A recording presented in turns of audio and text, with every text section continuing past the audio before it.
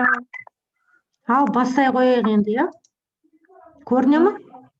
Мынаны бір талдайық, сосын оқулық талдаймыз, иә, сосын? Сказочный канал Малыш Мультиш. А сен білесің бұл малыш деген не нәрсе? Малыш. Кішкентай. Дұрыс. Айтпақшы, народ деген не нәрсе? Народ. Народ. Білмейді екенмін. Жаза ғой народ деп. Народ деген халық деген сөз. Ана народный банк бар ғой, народный. Это означает халық банк. Молодец. Енді колобок деген білесің ғой, не нәрсе? Бауырсақ педі. Жоқ. Біз мұнан өткен жоқпыз ғой. Колобок. Жоқ.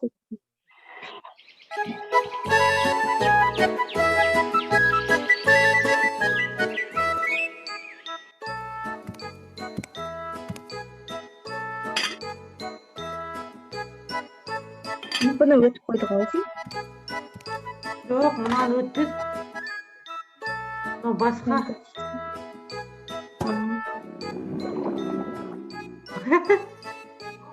Қарны ашты деген қалай орысша?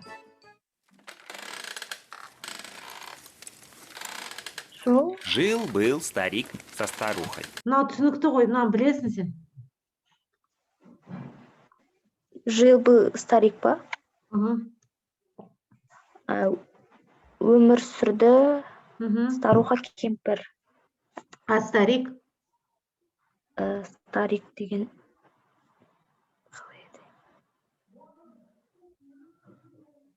Это старик деген жаза ғой, шал. Ну, то есть дед, короче.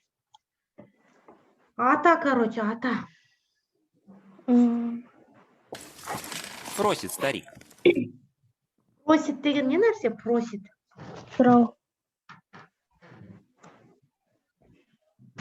Ата сұрайды. Я, молодец.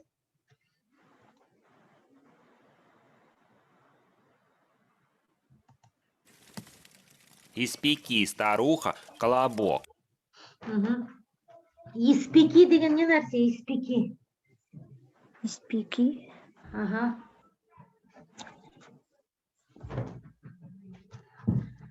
Жаза ғой, испеки деген.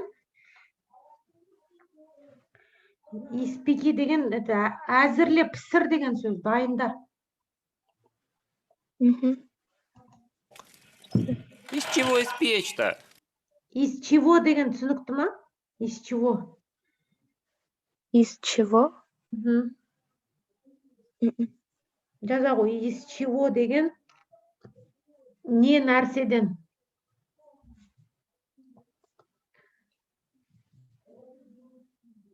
Не нәрседен. А мука деген білесің ме не нәрсе? Мука. Ага. Муки нету. Эх, старуха, по коробу поскреби. Короб деген білесің ме не нәрсе? Короб. Коробка. Да, коробка или короб. Кәдімгі короб. Я, ол не нәрсе? Короб деген. Короб.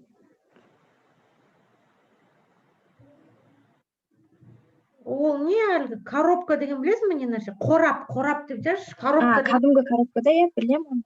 Я, коробка. Поскреби дегенді жаза ғой. Поскреби. Скреби деген. Скреби ол скраб дегеннен шыққан тоже.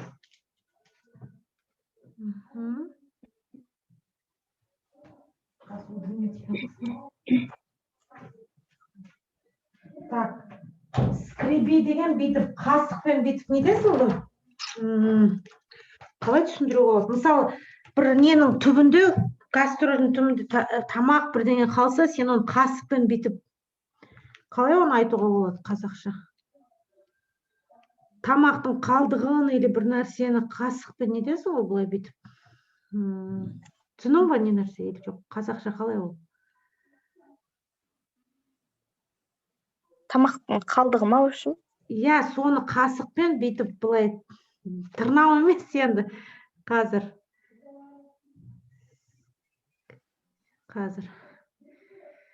Оны мен просто қазақ тілінде ұмытып кеттім. Міне есіме түсірді. Қыру. А, Поскреби деген ол қыру деген сөз. Короче, ана қораптарды, нелерді, ыдыстарды не дейді? Ана ұнның қорабын, түбін не дейді? Қыр дейді. По сусекам помети. Мынау жиі қолданылмайтын сөздер, но олар кейде болады. Так, сусек дегенді жаза ғой. Сусек деген қойма. Ол кезде көрдің ме? Қоймалар болды ғой. Помети дегенді жаза ғой. Помети деген сыпыру. Сыпырады ғой, мети. Сыпыру дегенді білдіреді.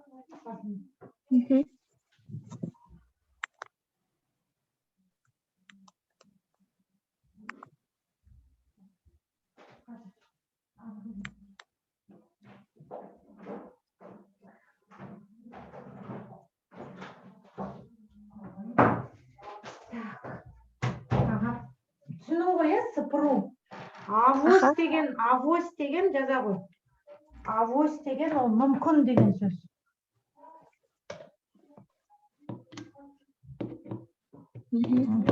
Авось деген мүмкін. Мүмкін. Авось муки наберется. Наберется.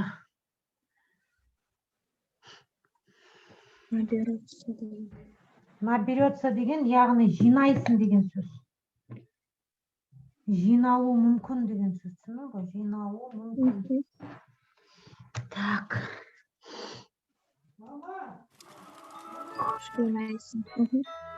Взяла старуха крылышко. Взяла. Алма. Алып келді. Алды. Алды. Әже. Крылышко деген жаза ғой. Оны білмейсің ғой, крылышко. Крылышко деген ол қанат. Құстың қанаты болады ғой. Крылышко дейді оны, крылышко.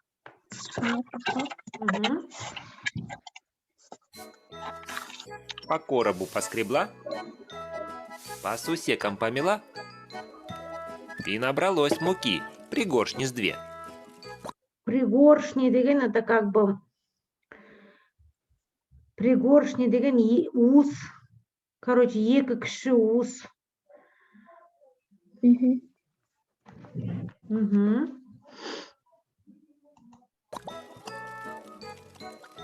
Замесила тесто на сметану.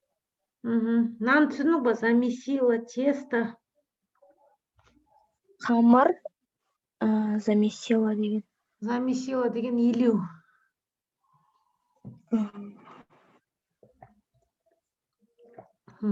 Или сметана дегенді білесің ба? Қаймақ. Яғни қаймақ қосып ол нетті. Иледі. Таня.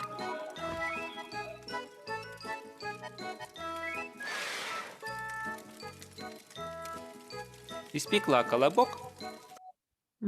Испекла деген. Испекла.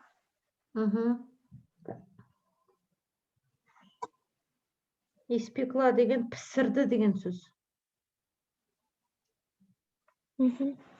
Пісірді.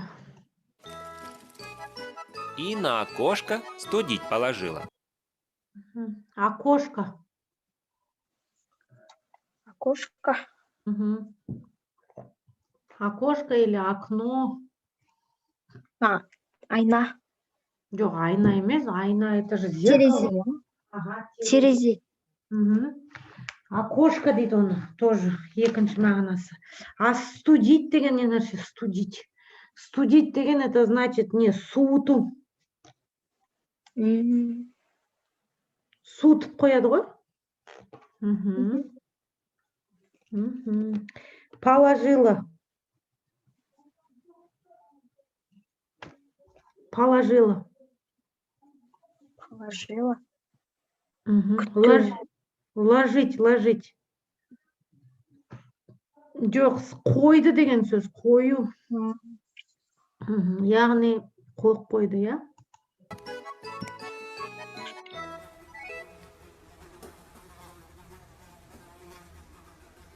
Колобок полежал, да вдруг и покатился. Полежал деген не нәрсе? Полежал. Мгм. Білмейді екенмін. Жаза ғой. Жатты деген сөз. Лежать ол жату. М, То есть жаңағы бауырсақ жатты. Сосын вдруг дегенді білесің ба? Вдруг. Вдруг. Вдруг деген кенеттен. М, Мгм. Мгм. Покатился деген не нәрсе? Покатился. Покатился. Жаза ғой, покатился.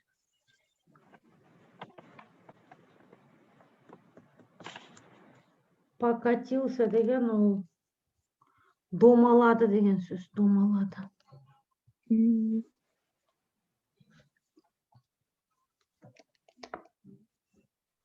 Мгм. Покатился, домалады. С окна на лавку. Мгм. Мынаны түсіндің бе жоқ па?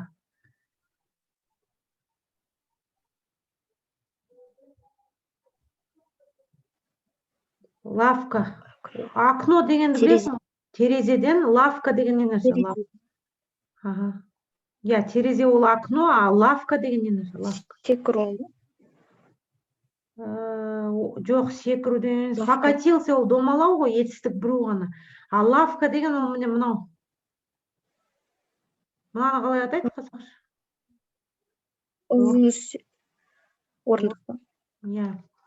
Короче, терезеден мына неге орындыққа. С лавки на пол. Пол деген не нәрсе? Пол.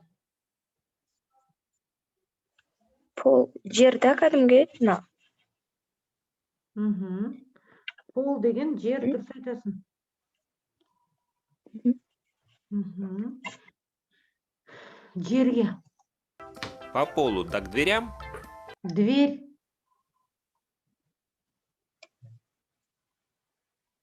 Дверя.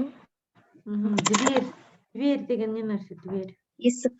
Ага. Перепрыгнул. Прыгать. Прыгать. Жаза ғой. Түбірі прыг міне. Жаза ғой. Перепрыгнул деген секірді.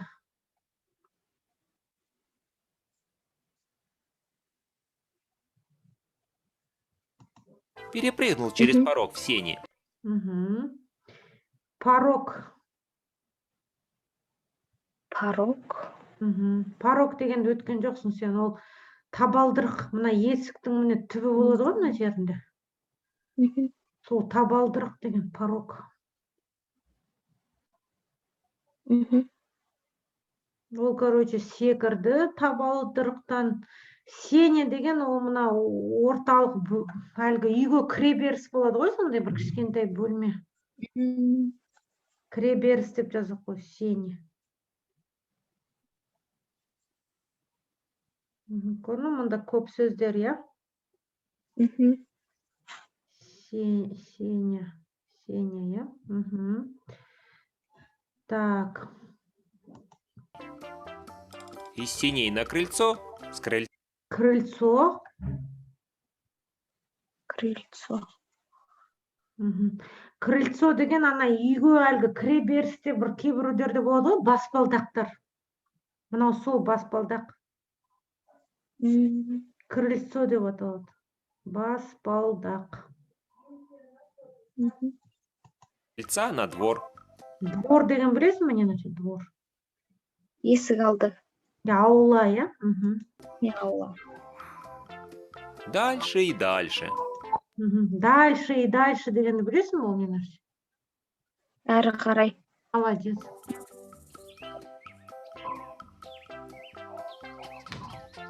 Катится колобок по дороге.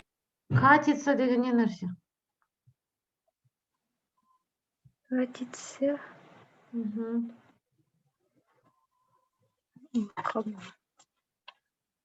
Жаса ғой, катится деген ол домалайды. Мгм. Домалайды. Мгм. Дорога деген немене?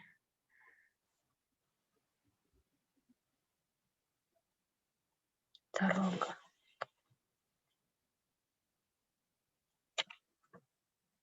Жаза ғой. Дорога деген жол.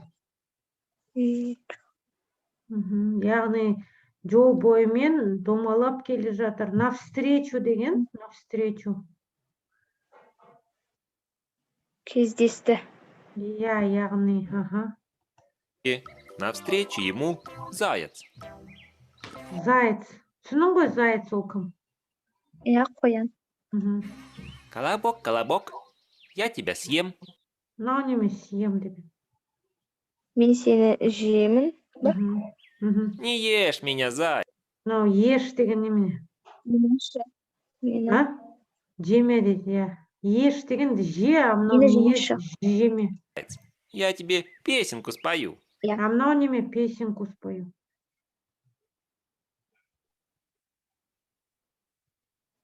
Песенка деген не нәрсе? Ән айтады. Ән. Дұрыс, дұрыс. Ән айту. Колобок, колобок, колобок, румяный бок. Мынау румяный деген жаза ғой, румяный. Румяный деген ана кейде әлгі вообще мынадай косметика бар ғой, румяна деген, румяна. Мына кейбіреулер, кейбір, әйел адамдар мына беттеріне жағады ғой, қып-қызыл қылып. Білесің ба? Кейбір беттері кішкене қызыл болсын деп.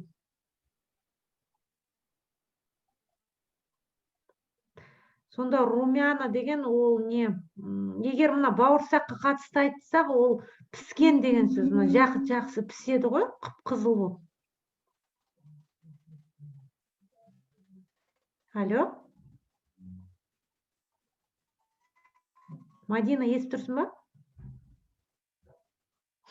Румяный деген піскен деген сөз, короче. Иә. А кейбір мысалы әйел адамдарда қазір. Кейбір әйел адамдарда, короче, мына беттерін румянамен бояйды әлгі. Қызыл мынадай екі жақ бетін былай бояп қояды да, сол румяна деп аталады. Түсінің ғой, румяный бок, ол піскен жерде қызыл мына бетінің жан жақтары болып сондай. Бок деген ол қабырға, негізі бок деген қабырға. Себебі мынау бауырсақ қой, бұның қабырғалары бар ғой, солар қызыл. Түсінің ба? Бок деген қабырға, яғни. Қабырға. Мынау уже жаңағы мені неден нетті дейді, әлгі қораптан нетті дейді. Мен саған айттым, қырды деп, помнишь? По соседку я метен, на сметане мешон, на окошке стужен. Мынау өзін суреттеп жатыр. Мен терезеде мені суытты дейді. Дедушки ушел, я от бабы. Ушел деген не нәрсе? Дедушка дегенді білесің ба? Ата. Ушел деген не нәрсе? Ушел деген. Жаза ғой, ушел деген кетті. Или кеттім. Әйтеуір әртүрлі, әйтеуір өткен шақта кетті, кеттім, сондай. Атадан кеттім. Бабушки ушел. От тебя, зайца, подавно уйду. Сенен дейді қоян. Подавно деген, яғни ол подавно деген ол как бы әрине мен кетіп қалам, яғни басқаша болу да мүмкін емес, түсінің ба? Подавно деген ол болсын, болмасын, онсыз да. жаза ғой. Онсыз да? Онсыз да кетем дейді. Болсын болмасын мен кетем дейді. Түсінің ба? Болсын Мгм. қалай болса да кетем. Аха. Так, ал енді жарайды, мынаны кішкене қоя тұрып, кішкене оқулықпен айналысайық, иә? Қаста тұр. Оқулығымызбен айналысайық қазір. Ойбай. Так, оқулығымыз қазір.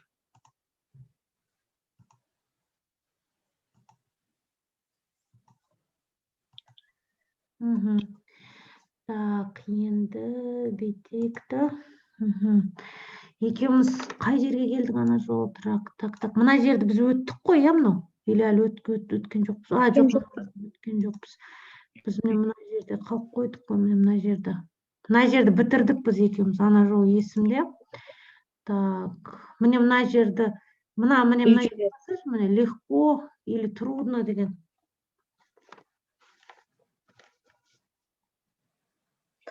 Оқим ба? Ага. Легко или трудно тебе было читать?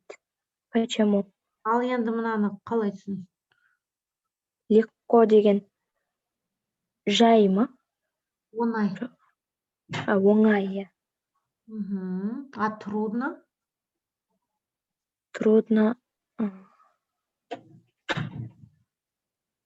Жаза ғой, егер білмесең. Қиын ба?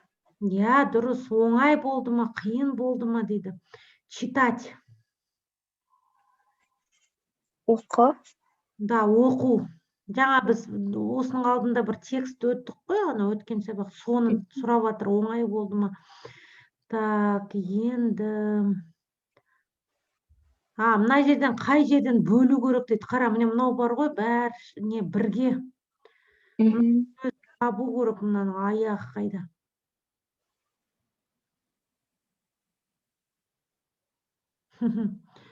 Міне мына жерде.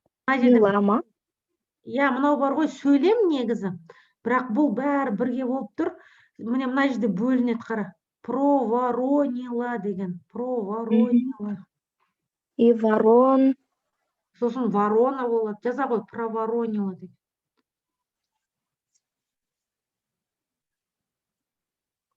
Негізі түбірі ворон, иә?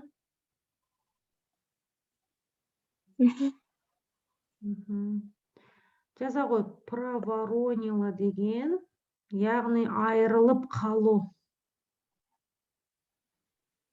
Айырылып қалу. Немесе бірден айырылып қалды дейді. Ворона дегенді білесің бе? Ворона. Ендігі сөз міне ворона. Көрдің міне мына жерге дейін? Ворона. Құс. Ол қандай құс, жаза ғой? Қарға.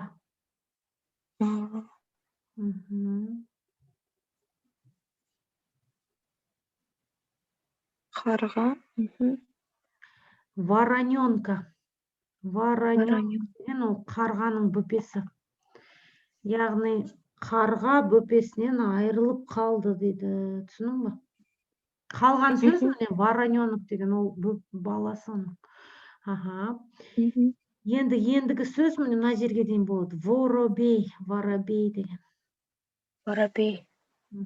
Ол да құс емес пе? Ол құс, ол міне мынау. Торғай ол.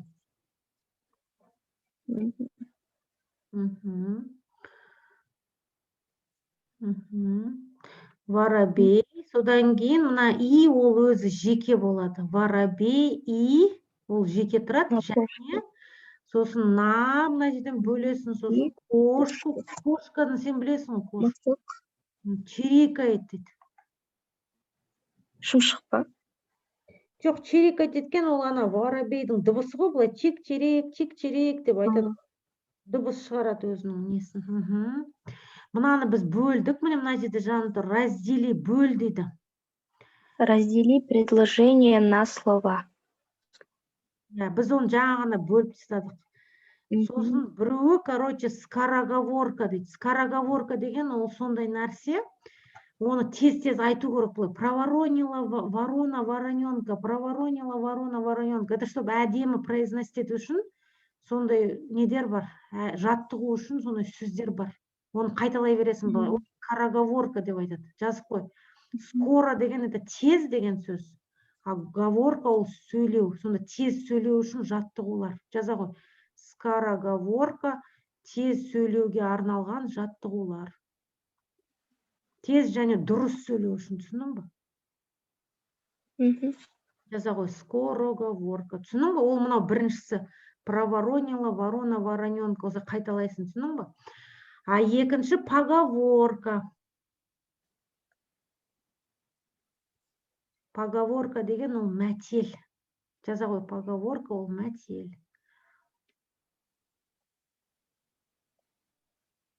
Поговорка. Мәтел. Енді оның мағынасын қалай түсінесің? Мысалы, торғай мысыққа айғайлайды дейді. Ну, бірдеңе деп айтып отыр, айғайлап отыр.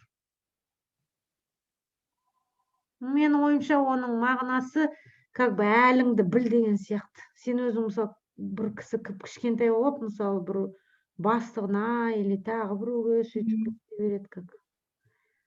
Ну, түсінің ғой, оның мағынасы. Ол пайдасы жоқ дегенде. Так, жарайды, енді запиши деген не нәрсе ол, запиши? Көшір. Догадайся. Тыңдама. Жоқ. Жоқ. Догадайся деген ол ойланып тап дейді.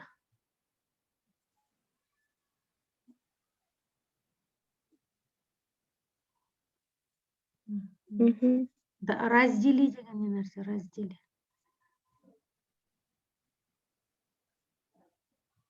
Жаза ғой, мынау жаңа сөздер. Раздели. Раздели деген бөл деген сөз. Бөл. Бір нәрсені бөлесің. Запиши дегенді білесің ғой? Запиши. Я көшір. Правильно. Дұрыс. Начало. Атау ма? Жоқ. Жаза ғой, начало.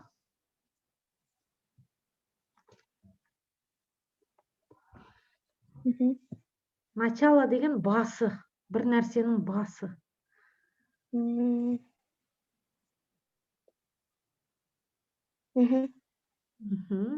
сосын міне конец деген жазшы, конец. Аяқтау. Дұрыс, ол соңы, соңы деген сөз, конец. Соңы, иә. Весна деген не нәрсе? Көктем. Молодец. Скоро. Жақында. Наступит. Жақында көктем келеді. Молодец. Ол сұрап тұр. Жақында көктем келе ме деп сұрақ белгісі, иә? Біріншісі сұрақ белгісі, екіншісі мынау хабарлап тұр, иә? Жақында көктем келеді. А мынау қуанып тұрғандай. О, көктем келеді, жақын. Түсінің бе бұлардың айырмашылығы? Так, мына жерде саған сұрап тұр. Қалай? Өзгермей ма сонда? Жоқ, өзгермейді. Міне бірдей, бірақ сен оны тек қана белгісінен білесің. Немесе кісінің сөйлегенінен. Ал енді қара, чем похожу деді. Мына не нәрсе чем похожу? Қалай түсінесің? Похож деген не нәрсе похож?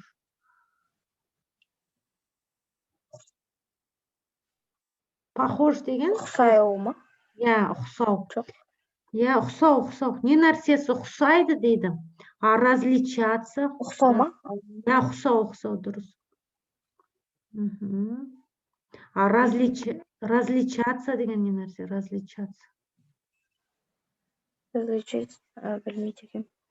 Ол айырмашылығы болу.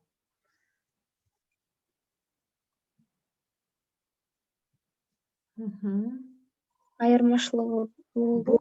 Иә. Ерекшелену деп тағы да аударуға болады. Ерекшелену. Почему деген не нәрсе? Почему?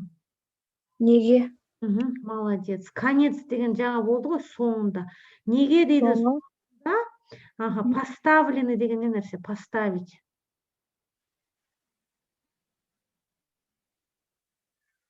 Әрқашан. Поставлен деген ол қою, қойылған. Разный.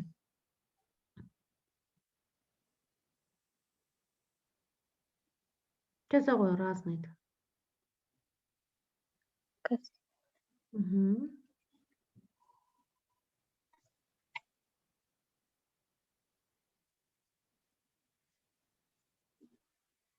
Разный деген әртүрлі. Бұл сенен сұрап тұр, неге дейді, мына сөйлемнің соңында қойылған әртүрлі. А мына знаки препинания деген, ол білесің ме не нәрсе? Оны бірге көшір екі сөзді. Знаки препинания, я ол белгілер әртүрлі. Мысалы, мынадай белгі бар, міне сұрау белгісі, нүкте, леп белгісі, иә. Осылардың бәрі знаки препинания. Яғни сөйлем белгілері, иә, мынау белгілер. Так, каждое предложение, так, жоқ, ол мынау болды, мынау түсінікті саған мынау бәрі. Так, мынау письменная деген түсінікті ғой, письменная речь. Речь сөйлеу. Ага, письменная деген қандай? Ана жыл өттік қой, устная, письменная. Жазбаша. Жазбаша сөйлеу, дұрыс. Мынау запомни деген не нәрсе, запомни? Еске сақта. Молодец. Сонда слово дегенді білесің, иә, мынау неме? Сөз сөйлемде записывает. Жазылады. Заглавный деген білесің? Заглавная буква деген жазшы, заглавный, бірге жаз, заглавный. Буква әріп. Заглавный деген бас деген сөз. Потому что главный деген это ылғи бас. Мысалы, бас маман, главный бухгалтер, бас есепші, түсіндің ба? Глав деген ылғи как бас деген мағынаны береді. Голова деген сөзден шыққан, түсіндің ба? Голова деген бас. Яғни бас әріппен жазылады дейді. Енді біз оны білеміз ғой, сөйлемдегі бірінші сөз бас әріппен. Енді қара, в конце сен оны білесің, аяғында, каждый деген не нәрсе? Каждый. Әрқашан. Яғни әрбір сөйлемнің ставят деген, ставят, ол не нәрсе? Ставят.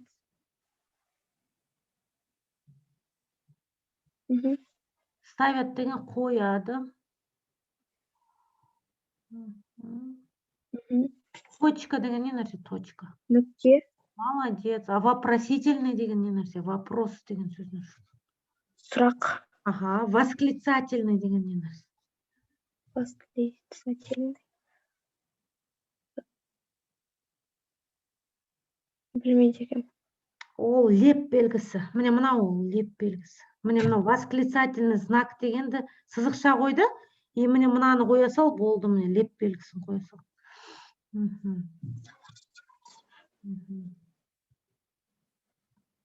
Леп белгі. Енді қара, енді вслух дегенді білесің ме, не нәрсе? Вслух. Тыңдау ма? Слушать дұрыс, бірақ вслух дегенді біз әлі өткен жоқпыз, ол не? Мысалы, если вслух деген, ол дауыстап оқы деген сөз. Мысалы, прочитай вслух, ол значит дауыстап оқы.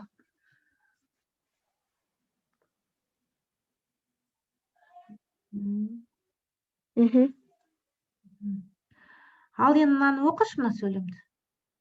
Скажи, сколько здесь предложений? Молодец, дұрыс оқыдың. Қалай енді оны түсінесің? Скажи, айт. Сколько қанша? Дұрыс. Здесь осында предложение. Молодец. Сөйлем.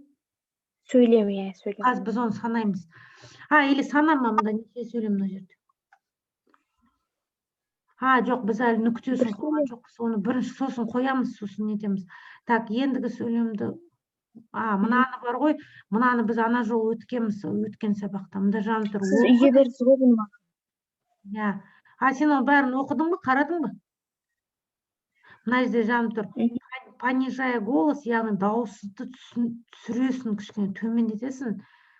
Әрбір сөйлемнің соңында дауысты. Помнишь, мен сен айттым, сөйлем төмендетесің, сосын сөйлем біткенде пауза қоясың. Мысалы, қара.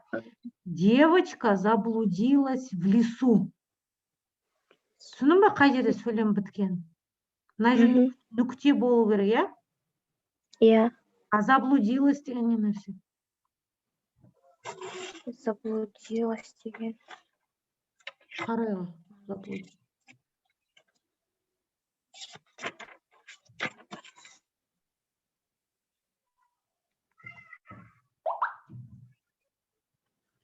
Жаза ғой, егер ол бірнеше рет нету керек, чтобы есте қалу үшін. Я заблудилась деген ол не, адасып кетті.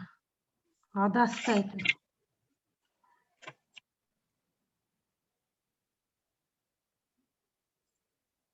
Лось. Лес. Міне мынау. Орман. Я. Сосын ендігісін оқы. Она пришла к домику, Всё. нам жили 3 медведя. Жатыр. Енді мына жерде нүкте. Она пришла к домику. Көрдің бе, пауза жасадық. Кідіріс жасадық. Ол түсіну ғой, немене ол? Ол келді үйіне.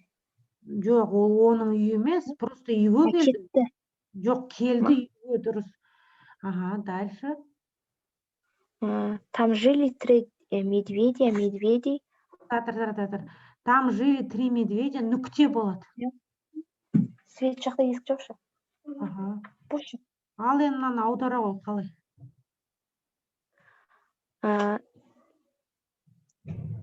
Там жили. Өмір сүрді, молодец. Өмір сүрді 3 аю. Молодец, дальше.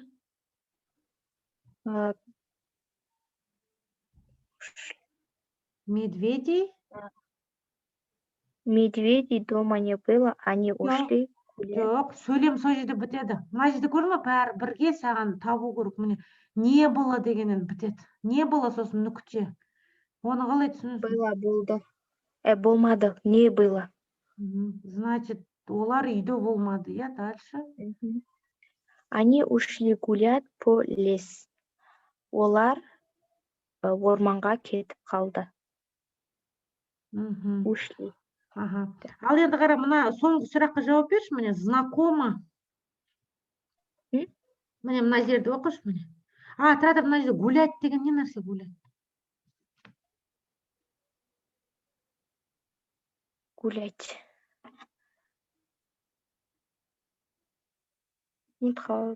Серуендеу.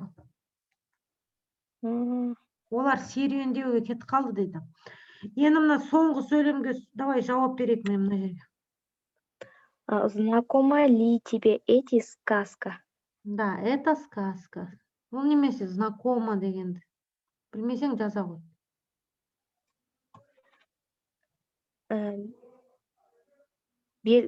Знак белгі ма? Жоқ, ол белгі дұрыс, бірақ мұнда басқа сөз. Знакома деген таныс деген сөз.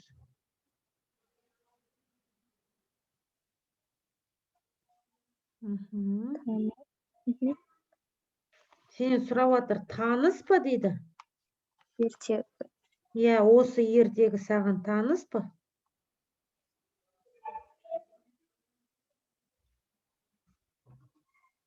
Ал, сен жауап бер. Таныс па саған осы ертегі? Жоқ, иә? Жоқ. Ага, нет дейсің. Так, мына жерде неме сұрап жатыр міне? А что было дальше? Ал әрі қарай болды ма? Не болды дейді, ары қарай не болды? Не Расскажи деген не нәрсе, расскажи. Айт. Молодец, расскажи деген, айт деген сөз, дұрыс айтасың. Так, ендігіні көрейік. Так, мына жерде бірдеңе істедің ғой, жоқ па, или оны? Ендігі сабақ. Аудардың, иә? Ага. Ал онда мынаны, не, айта сал, не туралы мынау? Кто говорит? Кім дейді? Кім айтады, или кім сөйлеп жатыр, иә? Ага. Носорог. Кім ол? Мүйіз тұмсық. Что такое? Бұл не? Беда. Қиындық. Иә. Қиындық. Бірдеңе жаман болады ғой, жамандық. Бегите скорее сюда. Бегите скорее сюда. Неме ол? Бегите деген не нәрсе? Бегите. Аудармақпын. Бежать түбірі, бежать, сөздіктерде бежать. Бежать деген жүгіру жаза ғой. Жүгіріңдер деп, мына жерде жүгіріңдер деп жазып тұр. Бегите деген жүгіріңдер. Скорее.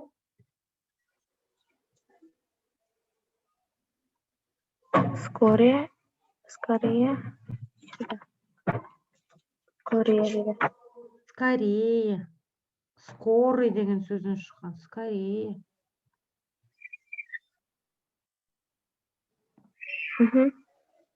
Тез деген сөз, жылдам. Скорая помощь бар ғой, жедел Ол жәрдем. қандай? Жылдам дейді. Жүгіріңдер жылдам. Сюда деген не нәрсе? Сюда. Сюда. Осында.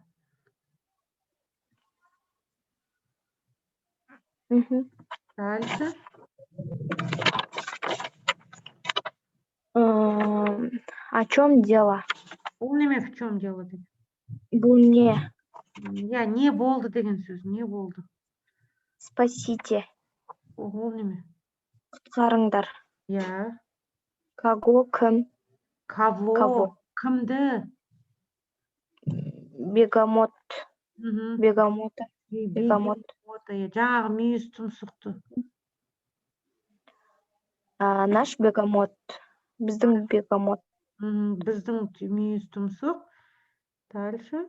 Провалился в болото. Провалился.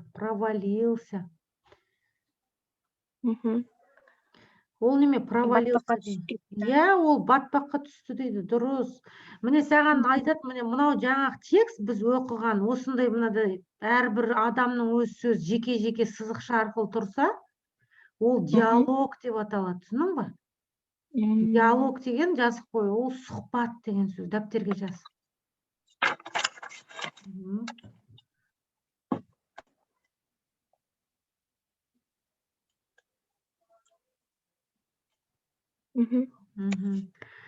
Так, мына жерде міне сұрап тұр, міне, кто участвует? Участвует деген қарадың ба?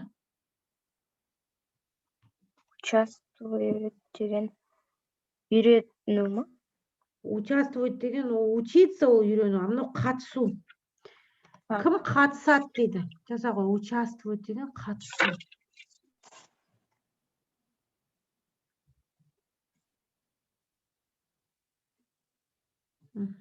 А разговор? Сөйлесу. Я, кім сөйлесуді қатысады дейді? Ендігі сөйлемді оқи ғой, кто? Кто задает вопросы, а кто на них отвечает. Ага. Ал енді неме ол? Задает вопросы. Он не нәрсе задает. Вопрос, сұрақ. Задает. Задает деген? Жаза ғой, задает. Задает деген сұрайды деген сөз. Сұрайды. Если хочешь, можешь ендігі наушники болып не деп. Задает деген сұрайды. А отвечает деген не нәрсе? Кім? Жауап. Я, кім жауап беріп? А кім мұнда сұрақ қойып отыр, айтпақшы?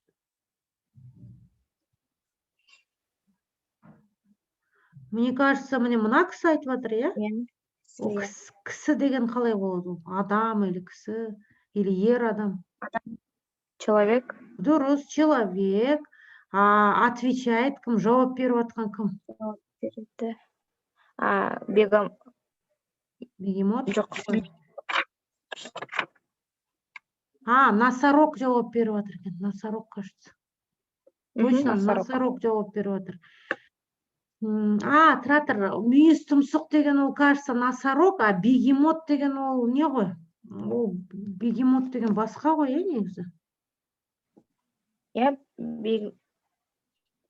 Ана екеуі басқа ғой. Анау. Басқа. Анау не? Мүйіз тұмсық, анау носорог деген, а бегемот деген ол су сиыры деп жазып қойыппыз. Или ол сол күйі аталады бегемот. Я қазақ. білем. Иә. Сол қалады. Так, попар диалог, запишите 2 первых. Так, міне көрдің ба, диалог деген жазып тұр. Мына жерге оқып қой. Это разговор. Это разговор двух или нескольких лиц. Ну ба, разговор деген не нәрсе?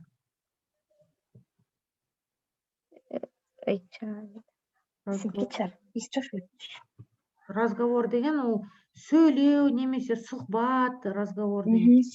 Жаза ғой.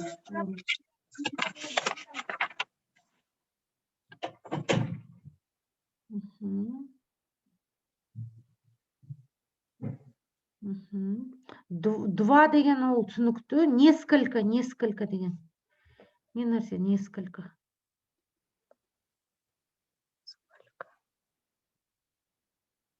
Несколько деген. Жаза ғой, несколько.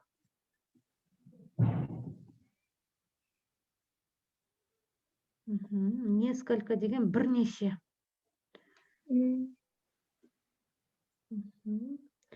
Мынау лиц деген бар ғой, лицо. Ол бірінші мағынасы оның бет деген сөз. Мына адамның жүзі болады ғой, бет, жүз. И оның тағы бір мағынасы бар, жақ. Мысалы бар ғой, бірінші жақ, ол мен, екінші жақ сен, үшінші жақ ол деген сөз. Жазып қой, бет, жүз және жақ. Яғни бірнеше жақтың сөйлесуі дейді. Түсінің ба? Иә. Ал енді дальше сен өзің істей бер, иә, ана нелерді. Жаңағы әлгі, иә, нелерді істей бер, сол сөздер жатта, үй жұмысын. Ана ендігі бетті сен жазып қойдың, иә, тоже? Мына бетті тоже жасадың ба, или оны? Мына, ой, қазір.